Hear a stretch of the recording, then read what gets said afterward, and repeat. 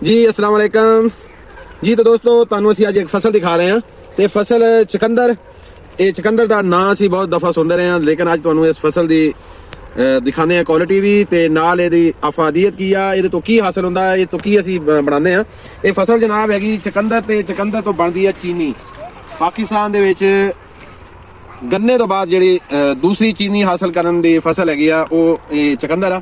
ਇਹ ਅਸੀਂ ਬਹੁਤ ਦਫਾ ਸੁਣਦੇ ਰਹੇ ਹਾਂ ਵੀ ਚਕੰਦਰ ਦੀ ਚੀਨੀ ਬਾਹਰੋਂ ਆਉਂਦੀ ਆ, ਬਾਹਰ ਦੇ ਮੁਲਕਾਂ ਚੋਂ ਆਉਂਦੀ ਆ, ਫੋਰਨ ਮੁਲਕਾਂ ਚੋਂ ਆਉਂਦੀ ਆ। ਲੇਕਿਨ ਅੱਜ ਅਸੀਂ ਤੁਹਾਨੂੰ ਇਹ ਚਕੰਦਰ ਦਿਖਾਉਂਦੇ ਹਾਂ ਕਿ ਪਾਕਿਸਤਾਨ 'ਚ ਪੈਦਾ ਹੁੰਦੀ ਆ ਫਸਲ ਔਰ ਪਾਕਿਸਤਾਨ ਦੇ ਵਿੱਚ ਸ਼ੂਗਰ ਮਿਲਾਂ ਤੋਂ ਇਹਦੀ ਅਸੀਂ ਚੀਨੀ ਹਾਸਲ ਕਰਦੇ ਹਾਂ। ਇਹ ਪਾਕਿਸਤਾਨ ਦੇ ਵਿੱਚ ਜ਼ਿਲ੍ਹਾ ਬੱਖਰ, ਮੀਆਂਵਾਲੀ, ਜ਼ਿਲ੍ਹਾ ਖੁਸ਼ਾਬ, ਅੱਪਰ ਪੰਜਾਬ, ਡੇਰਾ ਇਸਮਾਈਲ ਖਾਨ ਸਾਈਡ, ਇੱਥੇ ਜਨਾਬ ਇਹ ਸਾਡੀ ਫਸਲ ਬੜੀ ਜ਼ਬਰਦਸਤ ਹੁੰਦੀ ਆ। ਤੇ ਸਾਡੇ ਇੱਕ ਦੋਸਤ ਨੇ ਜਿਹੜੇ ਜ਼ਿਮੀਂਦਾਰਾ ਵੀ ਕਰਦੇ ਨੇ ਤੇ ਫਸਲਾਂ ਦੇ ਬਾਰੇ ਅੱਛੇ ਤਰੀਕੇ ਨਾਲ ਜਾਣਦੇ ਆ ਮਾਸ਼ਾਅੱਲਾ, ਚੌਧਰੀ ਯਾਸੀਨ ਸਾਹਿਬ। ਅਸੀਂ ਇਹਨਾਂ ਨਾਲ ਵੀ ਗੱਪਸ਼ਪ ਕਰਾਂਗੇ। ਜੀ ਭਾਈ ਇਹ ਕਿਹੜੀ ਫਸਲ ਹੈਗੀ ਆ ਜੀ? ਇਹ ਕੋਈ ਚਕੰਦਰ ਹੀ ਆ? ਚਕੰਦਰ। ਅੱਛਾ। ਇਹ ਚਕੰਦਰ ਇੱਕ ਦੂਸਰਾ ਹੁੰਦਾ ਹੈ ਜਿਹੜਾ ਕਿ ਰੈੱਡ ਕਲਰ ਚ ਹੁੰਦਾ ਹੈ, ਉਹ ਖਾਣ ਵਾਲਾ ਹੁੰਦਾ ਹੈ। ਅੱਛਾ। ਇਸ ਚਕੰਦਰ ਦੀ ਚੀਨੀ ਬਣਦੀ ਹੈ। ਠੀਕ। ਪਹਿਲੇ ਸਾਡੇ ਪਾਕਿਸਤਾਨ ਜਿਹੜਾ ਸਿਰਫ ਗੰਨੇ ਦੀ ਚੀਨੀ ਹੁੰਦੀ ਸੀ, ਚਕੰਦਰ ਦੀ ਚੀਨੀ ਸੀ ਸੁਣਦੇ ਹੁੰਦੇ ਸੀ ਕਿ ਚਕੰਦਰ ਦੀ ਵੀ ਚੀਨੀ ਹੁੰਦੀ ਹੈ।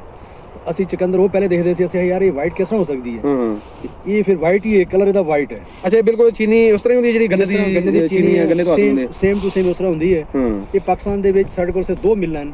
ਇੱਕ ਡੇਰਾ ਇਸਮਾਈਲ ਖਾਨ ਦੀ ਤਹਿਸੀਲ ਪਹਾੜਪੁਰ ਹੈ, ਇੱਕ ਉੱਥੇ ਮੋਇਸ ਸ਼ੂਗਰ ਮਿਲ ਹੈ। ਉਹਨਾਂ ਸੀਜ਼ਨ ਪਹਿਲੇ ਗੰਨੇ ਦਾ ਹੁੰਦਾ ਹੈ, ਫਿਰ ਦੁਬਾਰਾ ਇਸ ਫਸਲ ਦਾ ਆ ਜਾਂਦਾ ਤੋਂ ਖਤਮ ਜਦੋਂ ਹੁੰਦਾ ਹੈ ਤੇ ਫਿਰ ਚਕੰਦਰ ਸ਼ੁਰੂ ਹੋ ਜਾਂਦਾ ਹੈ। ਦੂਸਰਾ ਯੂਨਿਟ ਉਹਨਾਂ ਨੇ ਸਾਡੇ ਬੱਖਰ ਦਾ ਆਖਰੀ ਹਿੱਸਾ ਜਿਹੜਾ ਨਾ ਅੱਗੇ ਮੀਆਂ ਵਾਲੀ ਸ਼ੁਰੂ ਹੁੰਦਾ ਹੈ, ਉੱਥੇ ਲਾਈ ਹੋਈ ਹੈ। ਇਹ ਪਾਕਿਸਤਾਨ ਸੇ ਦੋ ਯੂਨਿਟ ਹੈ ਜਿੱਥੇ ਚਕੰਦਰ ਦੀ ਚੀਨੀ ਬਣਦੀ ਹੈ। ਠੀਕ। ਅੱਛਾ, ਕਿੰਨੇ ਏਕੜ ਦੇ ਵਿੱਚ ਹੈ ਜੀ ਮਾਸ਼ਾਅੱਲਾ ਇਹ ਫਸਲ? ਇਹ ਤਕਰੀਬਨ 17 ਏਕੜ ਚ ਸਾਡੇ ਕੋਲ ਇੱਥੇ ਹੈ। ਅੱਛਾ। ਬਾਕੀ 17 ਏਕੜ ਹੀ ਉੱਥੇ ਚੱਕ ਦੇ ਵਿੱਚ ਹੈ, ਦੂਸਰੇ ਚੱਕ ਤੇ ਇਹ ਸੋਲਰ ਸਿਸਟਮ ਵੀ ਸਾਰਾ ਨਿਜ਼ਾਮ ਪਾਣੀ ਦਾ ਇਹ ਵੀ ਸਾਡੇ ਜ਼ਿਮੀਂਦਾਰ ਭਰਾ ਆ ਰਹੇ ਥੋੜੀ ਦੇਰ। अस्सलाम वालेकुम यार भाई, ठीक हो? अस्सलाम वालेकुम जी, ਕੀ ਹਾਲ ਹੈ ਜੀ?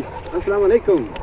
ਅੱਛਾ ਭਾਈ, ਕਿੰਨੇ ਏਕੜ ਫਸਲ ਹੈ ਜੀ? ਕੀ ਹੈਗੀ ਹੈ, ਕਿਹੜੀ ਫਸਲ ਇਹਨੂੰ ਕਹਿੰਦੇ ਆ? ਤਾਂ ਥੋੜੀ ਤੁਹਾਡੇ ਤੋਂ ਵੀ ਤਸ਼ਰੀਹ। ਚਕੰਦਰ। ਤੇ ਕੀ ਬਣਦਾ ਇਹਦੇ ਨਾਲ? ਚੀਨੀ। ਚੀਨੀ। ਤੇ ਕਿੱਥੇ ਸੁੱਟਦੇ ਇਹਨੂੰ? ਅਲਮੀਜ਼ ਮਿਲਦੇ ਤੇ ਕਿੰਨੇ ਏਕੜ ਦਾ ਹੈ ਰਕਬਾ ਜੀ ਚੀਨੀ ਦਾ, ਇਹਦੇ ਚਕੰਦਰ ਦਾ? ਇਹ 9 ਏਕੜ ਆ ਜੀ। ਅੱਛਾ। ਤੇ 1000 ਮਾਣੀ ਦੀ ਐਵਰੇਜ ਰਹਿੰਦੀ ਹੈ ਮਾਸ਼ਾਅੱਲਾ। ਤੇ ਆਪਣਾ ਇਹਦੇ ਤਕਰੀਬਨ 10 ਕਿਲੋ ਖਾਦ ਪੈਂਦੀ ਹੈ ਇਹਦੇ ਅੰਦਰ।